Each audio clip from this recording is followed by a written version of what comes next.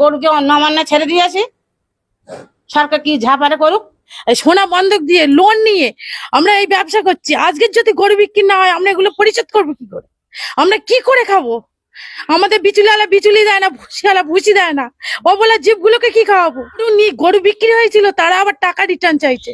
আমাদের যা টাকা দিয়েছিল টাকাগুলো তো আমরা খরচ করে দিয়েছি, তাহলে আমরা টাকাটা রিটার্ন দেবো কি করে? সরকার কুরবানি বন্ধ করছে, বলছে গোমাংস খাওয়া যাবে না, ওর জন্যই টাকা রিটার্ন চাইছে। দিয়ে না, হারা লোক তো এসে টাকা চাইছে। কাকে কি দেবো, কাকে কি বলে আমি করবো? কটা গরু আছে আপনাদের?